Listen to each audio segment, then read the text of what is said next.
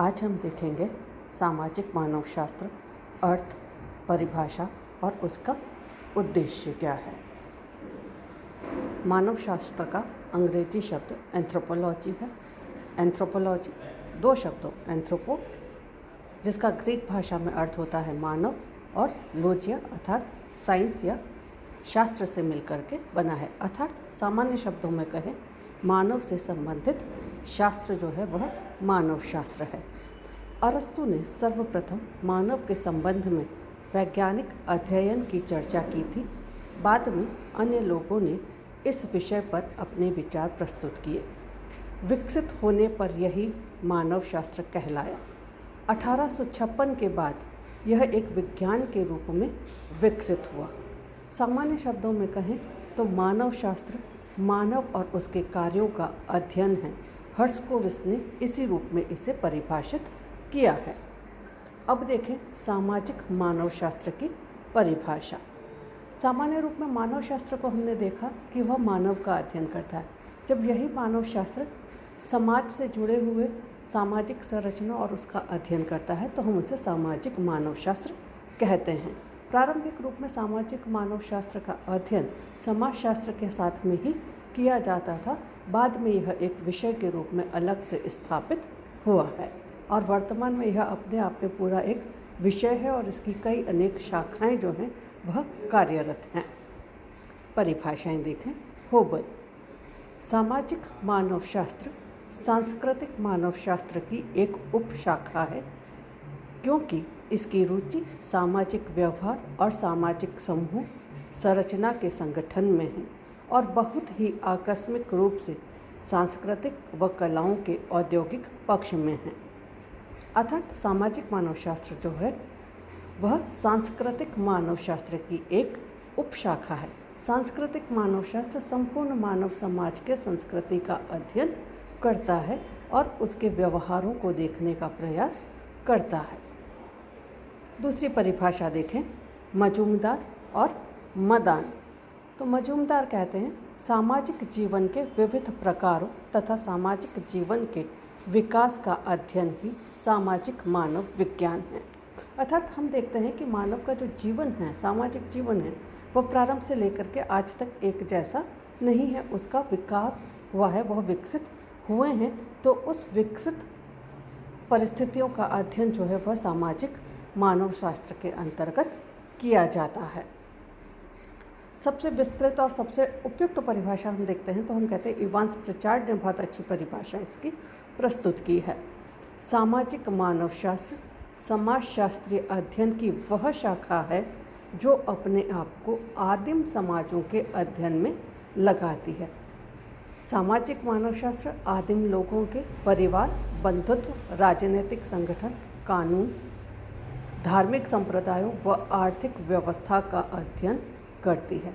अर्थात उन्होंने कहा कि सामाजिक मानवशास्त्र समाजशास्त्रीय अध्ययन की शाखा है जो आदिम समाजों का, अर्थात जो हमारे प्राचीन समाज है, जो पिछड़ा समाज है हमारा, जो प्रारंभिक स्तर पर जो समाज था उस समाज का अध्ययन करती है। और उस समाज के अंतर्गत किसका अध्ययन करती है?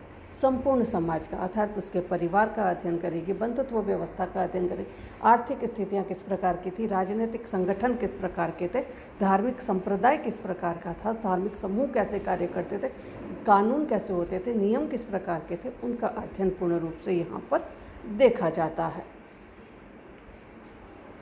नेक्स्ट देखें SF नडल की परिभाषा।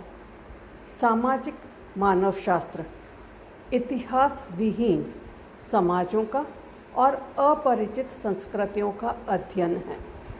इतिहास विहीन इसलिए कहा गया क्योंकि ये ऐसे समाजों का अध्ययन करता है जिनके बारे में हमें आज तक जानकारी नहीं थी। उन समाजों की जानकारी उपलब्ध कराने का कार्य हमें करता है, इसलिए इतिहास विहीन। और जब उनके बारे में हमें जानकारी नहीं है तो उनकी संस्कृति को भी हम नहीं जानते, उनका रहन सहन, रीति रिवाज, खान पान आदि के बारे में कोई जानकारी हमें नहीं है। तो उस अपरिचित संस्कृति से हमें परिचित कराने का कार्य यह करता है। विस्तृत रूप में देखें तो उन्होंने कहा है सामाजिक मानवशास्त्र का प्रमुख उद्देश्य आदिम मनुष्यों को उनके द्वारा निर्मित संस्कृति को और उस सामाजिक व्यवस्था को जिनमें वे रहते हैं और कार्य करते हैं समझना है। अर्थात आदिम मनुष्य जो है उनका सामाजिक संगठन किस प्रकार का था, उन्होंने किस प्रकार की संस्कृति को निर्मित किया था और किस प्रकार से वे उस संस्कृति के माध्यम से, उन संगठनों के माध्यम से अपने कार्यों को पूर्ण करते थे, उसके बारे में जानने का प्रयास हम इसके अंतर्गत करते हैं। मर्डॉक की परिभाषा देखना इसलिए ज़रूरी है क्योंकि मर्डॉक ने लगभग विश्व के 250 समाजों का अध्ययन किया है और उन अध्ययनों के आधार पर उन्होंने अपने निष्कर्षों को प्रस्तुत किया है, इसलिए उनकी परिभाषा को जानना भी हमारे लिए आवश्यक है। मानवशास्त्र सांस्कृतिक मानवशास्त्र की एक शाखा है जो अंतःवैयक्तिक संबंधों का अध्ययन करती है। अंतःवैयक्तिक अर्थात दो भिन्न भिन्न समूहों के जो लोग हैं उनके मध्य आपस में किस प्रकार का संबंध रहता है, व्यक्तियों का व्यक्तियों से किस प्रकार का संबंध रहता है, उन संबंधों को स्पष्ट करने का कार्य यह करती है। इसलिए हम कहते हैं कि सामाजिक मानवशास्त्र का अध्ययन हमारे लिए आवश्यक है। अब हम देखें सामाजिक मानवशास्त्र के उद्देश्य। राल्फ पिडिंगटन है, सामाजिक मानवशास्त्री हैं। उन्होंने मानवशास्त्र के मुख्य रूप से 2 उद्देश्य स्पष्ट किए हैं। पहला उद्देश्य वह कहते हैं मानव प्रकृति के संबंध में यथार्थ ज्ञान प्राप्त करना, अर्थात मानव की प्रकृति प्रारंभिक रूप में कैसी थी, किस प्रकार से उसका जीवन यापन था, किस प्रकार का स्वभाव था, कैसे संगठन थे, उनका आरंभिक स्वरूप किस प्रकार का था, कैसे वे आपस में एक दूसरे से बातचीत करते थे, कैसे साधनों का उपयोग करते थे, उन सब चीज़ों के बारे में जानने का जो प्रयास है वह सामाजिक मानवशास्त्र के द्वारा ही संभव हो सकता है। दूसरा, सांस्कृतिक संपर्क की प्रक्रिया तथा परिणामों का अध्ययन करना, अर्थात ये जो आदिम समाज थे, इन आदिम समाजों के अंतर्गत जो आधुनिक संस्कृति से संपर्क में आए हैं, समाज में जो आए हैं, उन संपर्कों के कारण से इनकी संस्कृति में क्या परिवर्तन घटित हुआ, क्या परिणाम उभर करके सामने आए,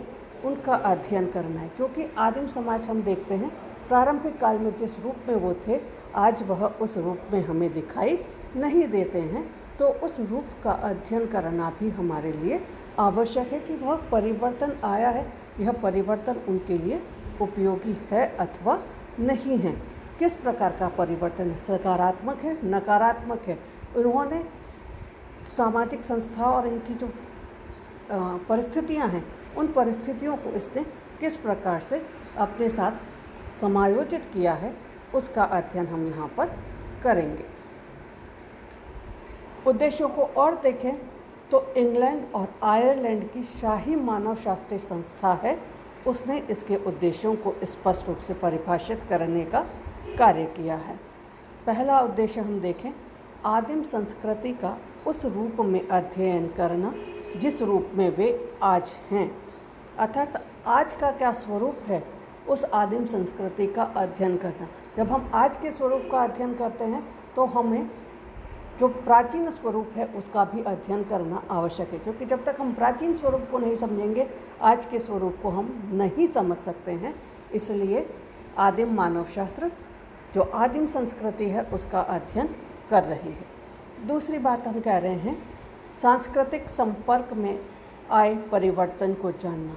जब यह समूह विभिन्न संस्कृतियों के संपर्क में आए हैं तो उस संपर्क के कारण उनमें कौन कौन से परिवर्तन हुए हैं, उन परिवर्तनों को जानने का प्रयास है।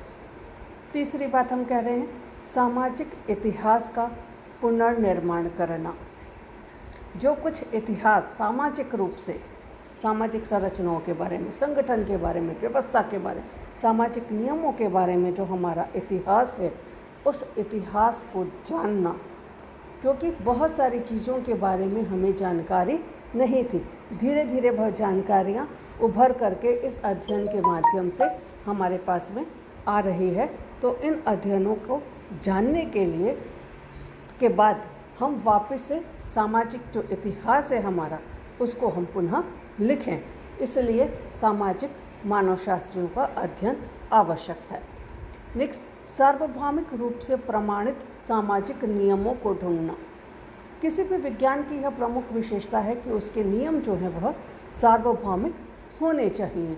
तो हम इन सामाजिक मानवशास्त्री जो अध्ययन कर रहे हैं उनका यह प्रयास रहता है कि हमारे ऐसे कौन से सार्वभौमिक नियम हैं जो सभी समाजों में सामान्य रूप से लागू किए जा सकते हैं, उनका अध्ययन करना, तो वह इसके माध्यम से संभव हो सकता है। सामाजिक मानव, अगर हम सामान्य रूप में देखें तो सामाजिक मानवशास्त्र का उद्देश्य विशेष रूप से आदिम समाजों के सामाजिक जीवन व संबंधों, सामाजिक व्यवस्था एवं संस्थाओं का तुलनात्मक अध्ययन, सामाजिक परिस्थितियों में व्यक्ति के संस्थागत व्यवहारों का अध्ययन करना तथा उन प्रक्रियाओं का विश्लेषण करना जिसके द्वारा मानवीय समाज, संस्कृति, सभ्यता विकसित एवं स्थिर रहती है। अगर और विस्तृत रूप में हम देखें तो यहाँ पर हम स्पष्ट करते हैं कि आदिम समाजों के सामाजिक जीवन और संबंध, अर्थात आदिम समाज जो थे उनका जीवन किस प्रकार का था, आपसी संबंध किस प्रकार के थे, किन आधारों पर यह संबंध निर्मित होते थे, आदिम समूह का निर्माण किस संबंधों के आधार पर होता था, उनको जानना, उनकी सामाजिक व्यवस्थाएं किस प्रकार की थी, चाहे वह आर्थिक हो चाहे वह राजनीतिक हो, तो वो व्यवस्थाएं किस प्रकार की थी, उनकी संस्थाओं का तुलनात्मक अध्ययन प्रस्तुत करने का कार्य करते हैं। और हम यह देखने का प्रयास करते हैं विस्तृत रूप में कि मानवीय समाज, संस्कृति तथा सभ्यताएं कैसे विकास करती हैं और कैसे वह अपनी स्थिरता को बनाए रखती हैं। इन सब का अध्ययन हम इसके अंतर्गत करते हैं। तो ये आज हमने देखा कि सामाजिक मानवशास्त्र की परिभाषा क्या है और उसके अध्ययन के उद्देश्य क्या हैं। अगले वीडियो में हम देखेंगे कि सामाजिक मानवशास्त्र की प्रकृति क्या है और इसका अध्ययन क्षेत्र क्या है। धन्यवाद।